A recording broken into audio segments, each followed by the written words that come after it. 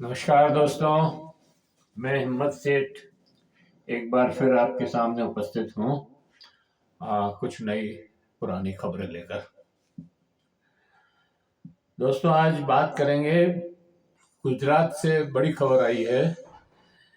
IPS अधिकारी थे संजीव भट्ट, उन्हें अदालत ने बाइज्जत बरी कर दिया है। वो एक दो तीन केस में फंसे हुए, उनके ऊपर फंसाया गया था उन्हें, जिसमें से एक केस में उनको बरी कर दिया है। दूसरा मामला है, संसद में जो स्थिति चल रही है और संसद की दोनों सदन बंद हैं, उसके ऊपर बात करेंगे। और तीसरी बात करेंगे, राज्यसभा में राज्यसभा के सभापति और उपराष्ट्रपति जगदीप धनखड़ के खिलाफ जो अविश्वास प्रस्ताव विपक्षी पार्टी लाई है, उसकी भी चर्चा करेंगे। और फिर बांग्लादेश की बात करेंगे। तो उसके पहले कि हम चर्चा शुरू करें, मैं आपसे ये अपील करना चाहता हूं कि अगर आपने अभी तक भी हमारे YouTube चैनल को सब्सक्राइब न किया है तो सब्सक्राइब कर दें, बेल आइकन दबाना न भूलें। अगर वीडियो अच्छे लग रहे हैं तो लाइक करें, फॉरवर्ड करें और लोगों को बताएं, और उन्हें भी निवेदन करें कि वो भी हमारे इस चैनल को सब्सक्राइब करें। कमेंट बॉक्स में जाएं, कमेंट लिखें, सुझाव दें। आपके कमेंट और सुझाव जो है हमें और बेहतर करने की ओर अग्रसर करेंगे। तो इस अपील के बाद मैं आपको गुजरात की खबर पर ले चलता हूँ। गुजरात की अदालत ने एक 1979 के केस, कस्टडी में एक डेथ हो गई थी, उस पे एक मामला हुआ पूर्व आईपीएस अधिकारी संजीव भट्ट पर। वो बाइज्जत बरी कर दिए गए हैं। गुजरात कोर्ट ने ये माना कि अभियोजन पक्ष के पास इस मामले को प्रूव करने के लिए कोई सबूत नहीं है। संजीव भट्ट लंबे समय से जेल में बंद हैं। ये फैसला पोरबंदर के कोर्ट ने सुनाया है। अतिरिक्त मुख्य न्यायिक मजिस्ट्रेट मुकेश पंड्या ने शनिवार को फैसला सुनाते हुए कहा कि अभियोजन पक्ष सबूत देने में विफल रहा है। संजीव भट्ट, जो उस समय पोरबंदर के पुलिस अधीक्षक एसपी के रूप में कार्य कर रहे थे, भट्ट के ऊपर आईपीसी की विभिन्न धाराओं के तहत आरोप लगाया था, जिसमें एक एफिडेविट हासिल करने के लिए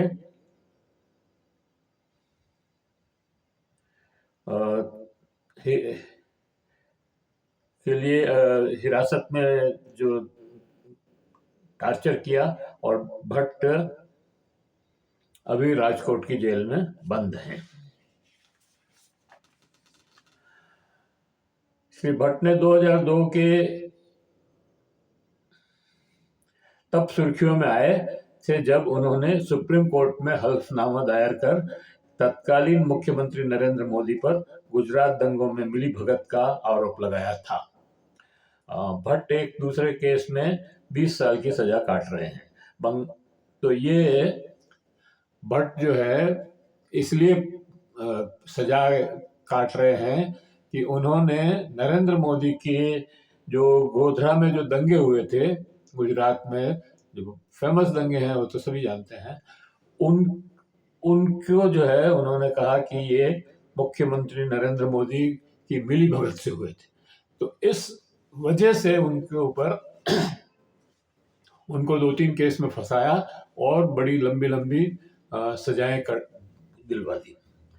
और आप तो जानते ही हैं कि गुजरात में कोर्टें कैसे काम कर रही है। अभी राहुल गांधी के ऊपर जिस तरह से एक दिन में केस हुआ और फिर उठा लिया और फिर वापस हो गया, और फिर सजा भी हो गई और फिर हाई कोर्ट ने भी उसको अप्रूव कर दिया। तो मतलब ये है कि कुल मिला करके ये कोर्टें भी जो है दबाव में, सरकार के दबाव में काम कर रही है, और इसीलिए संजीव भट्ट ये सजाएं काट रहे हैं।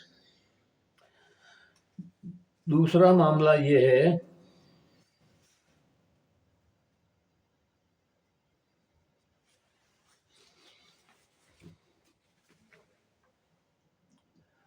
आज भी संसद के दोनों सदनों में गतिरोध चलता रहा। विपक्ष अडानी और संबल के मुद्दे पर चर्चा की मांग कर रहा था, और वह सत्ता पक्ष जॉर्ज सोरेस के मुद्दे पर चर्चा चाह रहा है। राज्यसभा में भी गतिरोध दूर करने की कोशिश की गई, लेकिन आज जो है ना, जगदीप धनखड़ के खिलाफ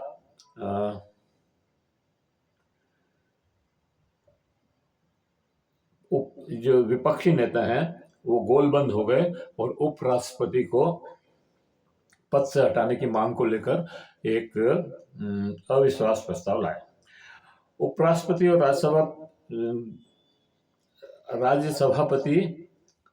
राज्यसभा के सभापति धनखड़ के खिलाफ गोलबंद हो गया है। विपक्षी इंडिया ब्लॉक जगदीप धनखड़ को पद से हटाने के लिए अविश्वास प्रस्ताव लेकर आया है। विपक्षी गठबंधन ने 1:37 पर राज्यसभा के सचिव को यह सेक्रेटरी जनरल को इस आशय का प्रस्ताव सौंप दिया। इस अविश्वास प्रस्ताव को पर 60 जनों के दस्तखत हैं। 50 जनों के होने चाहिए, तो 60 जनों के हैं तो ठीक है, मान्य है।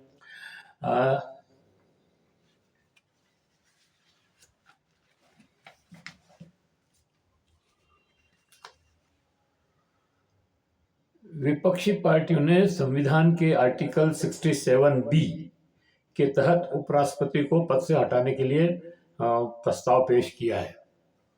विपक्षी पार्टियों ने इस प्रस्ताव में आरोप लगाया है कि सभापति जगदीप धनखड़ पक्षपात पूर्ण रवैया अपना रहे हैं और विपक्ष के लोगों को बोलने नहीं देते। और तो ये आरोप लगाया, और ये मतलब हमारे 75 साल के संसदीय इतिहास में ये पहला अवसर है जब उपराष्ट्रपति के विरुद्ध अविश्वास प्रस्ताव लाकर उसे हटाने की मांग की हो। तो ये एक बहुत ही विचित्र मामला है, लेकिन इसके लिए धनखड़ ही दोषी हैं। मतलब विपक्षी पार्टियों ने जो कदम उठाया वो बहुत मजबूरी में उठाया, और उनके पास शायद कोई चारा न बचा था कि अपने आप को वो सत्ता के खिलाफ बोलने के लिए उपयोग कर सके। धनखड़ साहब का तो हमने बंगाल में भी देखा, जब ये राज्यपाल थे तो कैसे कैसे इन्होंने कांड किए वहां पर, सबको मालूम है। किस तरह से ये लोगों के बीच में जाकर के मतलब ये खुद एक पार्टी बन गए, और सत्ता मतलब राज्यपाल का ये रोल होता है कि भाई वो कोई एग्जीक्यूटिव पावर नहीं होती उसको, लेकिन उन्होंने वहां पर अपने आप को एग्जीक्यूटिव बना करके रखा, और ममता बनर्जी के लिए बहुत मुश्किलें खड़ी की। तो उसी तरह से यहाँ राज्यसभा में भी वही पैटर्न इनका रहा, और यहाँ तक कि उन्होंने संविधान के खिलाफ भी बहुत सारी बातें कही, और तो इसलिए विपक्ष जो प्रस्ताव लाया है ये ठीक ही लगता है। अब इस पे क्या होगा क्या नहीं होगा ये तो पता नहीं, क्योंकि एक्चुअली क्या है कि 14 दिन का समय चाहिए अविश्वास प्रस्ताव पर बहस के लिए, और 14 दिन अब इस सत्र के बचे ही नहीं है। 20 तारीख के आसपास ये खत्म हो जाएगा। 1 हफ्ता करीब है बातचीत करने के लिए, तो उसमें भी 4-5 दिन नहीं मिलेंगे। तो शायद ये प्रस्ताव ऐसे ही गिर जाए, क्योंकि बहस के लिए आएगा ही नहीं। लेकिन एक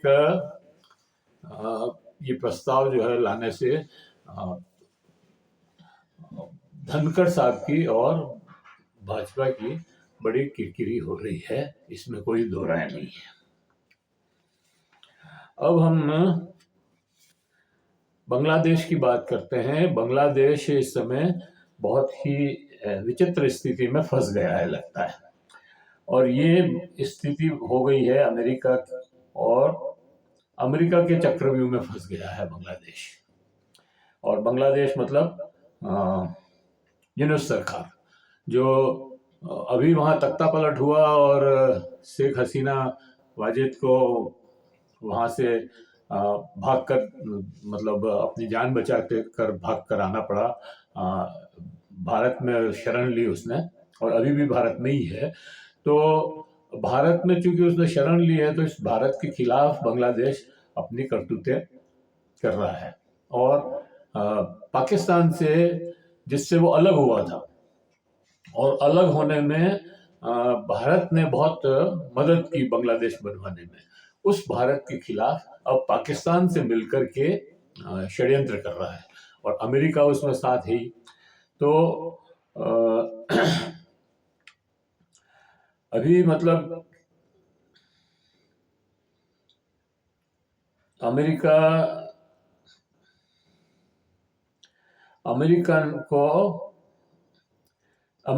की पपट है ये यूनुस सरकार जो है अभी, जो मोहम्मद यूनुस जिनको इन्होंने बनाया हुआ है,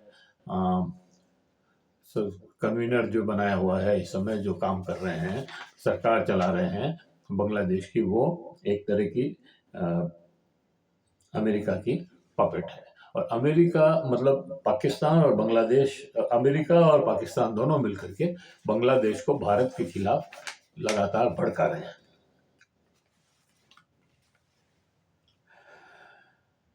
और अभी अडानी से तो बिजली बंद हो ही गई है उनकी। अडानी पावर, जो पावर हाउस, इन्होंने जो बिजली का संयंत्र लगाया था झारखंड में, और वहां से बिजली जो है बांग्लादेश को दे रहे थे, और वो प्रधानमंत्री के कहने से वो पावर का जो है सौदा अडानी के साथ हुआ था, वो तो शायद बंद हो गया है। और अब अगर ये विवाद बढ़ता रहा या इस तरह से ही चलता रहा विवाद, तो हो सकता है कि बांग्लादेश को हम जो आयात जो चीजें कर रहे हैं उसमें प्रतिबंध लग जाए। और प्रतिबंध अगर लग गया, या अभी लग गया होगा, पता नहीं मेरे को, तो आलू प्याज के लिए भी भारत को छोड़ करके बांग्लादेश अब दूसरे विकल्प तलाश कर रहा है। और इतना ही नहीं, अगर ये प्रतिबंध जारी रहते हैं तो गेहूं और शक्कर, ये तीनों भी बांग्लादेश भेजना, हम भारत निर्यात बंद कर देगा, तो ये तीनों चीजें भी बंद हो जाएगी। तो बांग्लादेश को के खाने के भी लाले पड़ जाएंगे, भोजन की बड़ी प्रॉब्लम वहां पर हो जाएगी। 15-20 करोड़ जनसंख्या के उस देश में भोजन मिलना भी मुश्किल हो जाएगा। 16 करोड़ है शायद। तो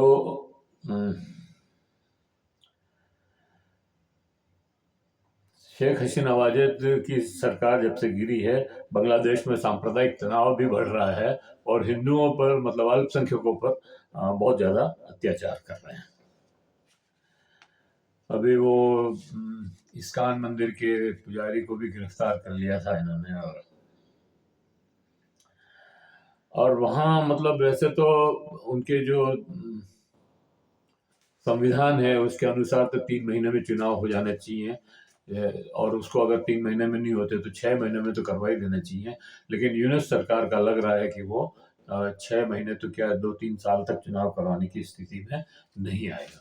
तो ऐसी स्थिति है में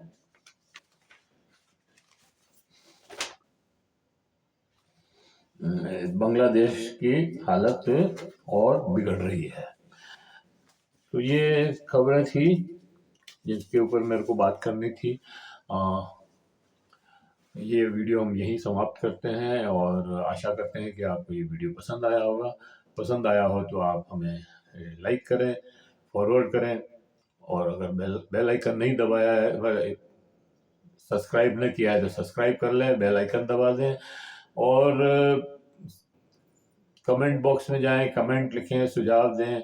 आपके कमेंट और सुझाव हमें और बेहतर करने की ओर अग्रसर करेंगे। धन्यवाद। जय भारत, जय हिंद।